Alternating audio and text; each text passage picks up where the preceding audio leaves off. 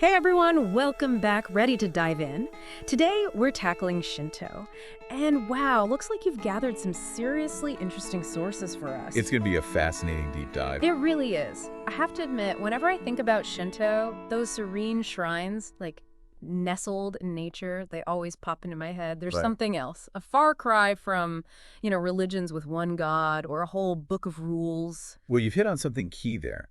What's captivating about Shinto is it's not so much a rigid belief system Okay. as it is a deep, inherent reverence for the spiritual forces, what they call kami. Kami. Yeah, and these kami, they're everywhere in nature. Everywhere. So it's not just like, wow, that's a pretty mountain. It's, whoa, that mountain's got a spirit living in it. You got it. And that connection to the Japanese landscape, it's not just some abstract idea either. Really? Think about Amaterasu. Oh, the sun goddess, right? Exactly. Yeah. You probably came across her in your research. Yeah, definitely. She's not just some cool story or myth. She represents the very essence of life, the driving force behind their agriculture. I see. And for a civilization so closely tied to the land, it makes sense, doesn't it? Absolutely. Especially back in the day, ancient Japan. If the harvest was bad, that was it. Game over. Exactly. The sun wasn't just something pretty up in the sky. It was the difference between life and death, And that reverence they felt for nature. Yeah. It's woven into every aspect of Shinto, Right. from their rituals to how their shrines are built. Oh, speaking of shrines, have you ever seen pictures of those torii gates? Yeah. It's like they're marking a boundary, like you're stepping out of the ordinary Right. and into the sacred. That's a great way to put it. It's not just about, entering a building. It's about entering a different state of mind. I like that. Shinto shrines, they're about connecting with the energy around you, They're- about finding that balance. Harmony.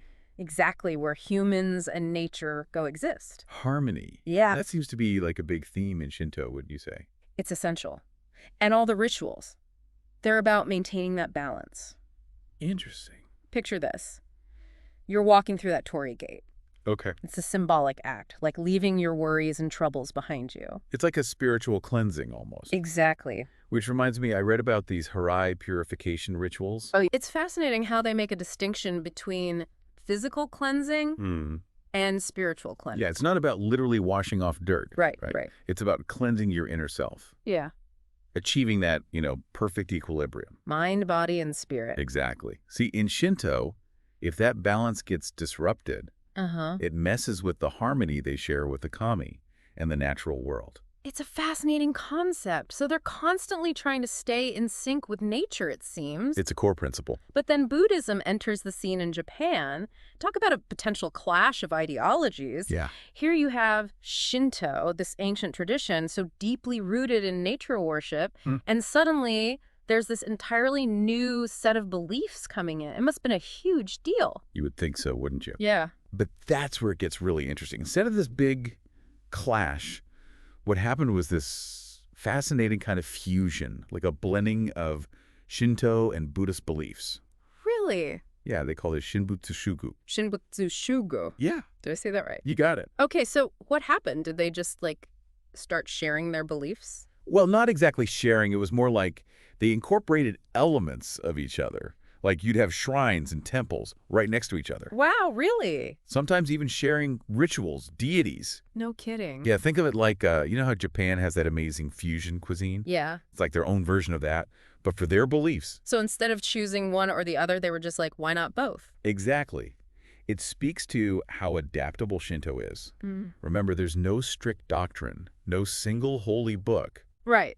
It's more of a way of life, a way of seeing the sacred in the everyday. I see. So when Buddhism came along with its own rich traditions, Mm-hmm.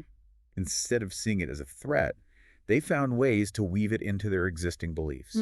That's really cool. They created something totally new by embracing both old and new. Exactly. It makes you wonder how much that blending of Shinto and Buddhist beliefs shaped Japanese culture as we know it today. That's a great point. And it did quite a bit, actually. Yeah. It wasn't just limited to religious practices. Really? This fusion, it had a huge impact on their art, their literature, even just everyday customs. Wow.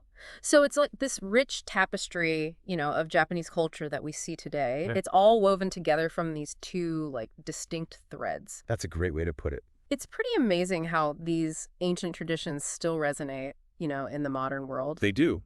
but I'm curious, is Shinto, like, is it just a historical thing in modern-day Japan? Or are people, still actively practicing it? Oh, it's definitely not just a relic of the past, Okay. Shinto. It's still very much alive in Japanese society. Interesting. Think about it. Millions of people, Mhm. they still flock to Shinto shrines every year, Right. especially during, like, New Year's. Oh, yeah. Now that you mention it, I remember reading about those massive crowds at the Meiji Shrine in Tokyo. Exactly. It's crazy. Millions of people coming together to take part in these, like, ancient rituals. It is pretty amazing. Talk about a tradition that stood the test of time. It really has. And it's not even just, like, those big events, right? Right. It's like Shinto's woven into everyday life in Japan. It is. From birth ceremonies to weddings to festivals, it's everywhere. It's a constant presence. Yeah. It's about celebrating local deities, Right. the changing seasons, all of that. So it's less about, like, strict rules and more about those everyday moments of connection, wouldn't you say? Yeah, it's about being present, Yeah. appreciating a cherry blossom, you know, Yeah. or paying your respects at a local shrine. Maybe even just taking a moment to acknowledge the spirit in a tree. It's like Shinto gives them this framework for how to move through the world, I like that.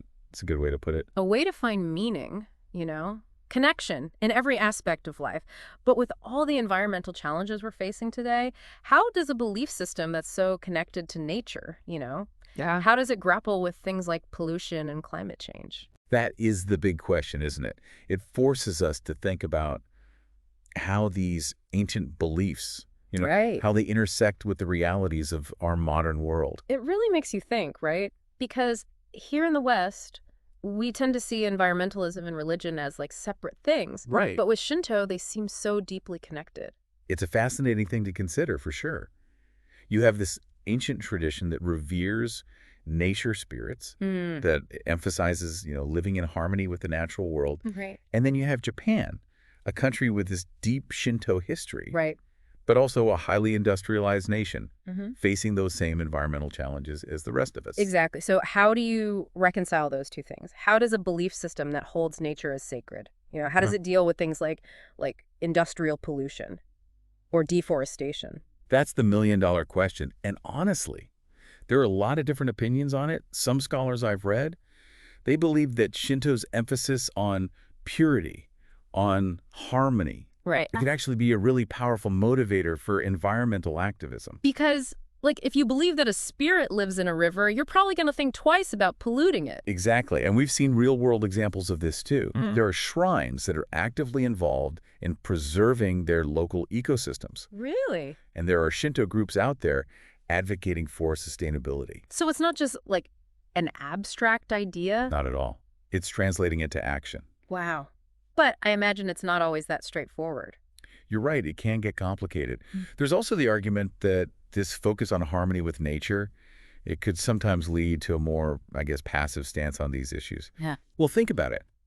If you believe that nature is, like, inherently self-balancing, right? Okay. You might be less likely to see a need for human intervention, even when you're talking about something like climate change, which needs, like, a massive global effort. It's like saying, oh, nature will figure it out, even if figuring it out has some, pretty terrible consequences. Yeah, and that kind of thinking, it can be dangerous, especially in the world we're living in now. Definitely. We can't afford to just assume that nature will heal itself. We have to be accountable for the impact we have. Right, right. It's definitely a complex issue with no easy answers, but it seems like there's a growing awareness, even within Shinto, I think so, too. like this need to find new ways to address these modern environmental problems. For sure. It's going to be really interesting to see how Shinto adapts and changes in the years to come. It really is. Will it become this driving force for environmental activism? Hmm. Or will it struggle to reconcile its ancient beliefs with, the realities of the world today? Such a great question to leave everyone with. And that's what I love about these deep dives, right? We get to explore these completely different ways of seeing the world. I agree. And it always leaves us with so much to think about. For sure. And in this case, it really highlights how complex our relationship with nature is. Absolutely. And how a belief system as old as time is still, trying to navigate that relationship in this day and age. Well said. It's been fascinating exploring Shinto with you. To our listeners, as we've kind of journeyed through this ancient tradition, we've uncovered this really deep reverence for nature, Hmm. this unique perspective on spirituality, and even its changing role in facing, modern-day challenges. It is amazing to see how these ancient beliefs are still relevant today. It really is. It's been a journey, and we hope this deep dive has inspired you to learn even more. Absolutely. There's always more to uncover. That's right. Thanks for listening, everyone, and we'll catch you next time.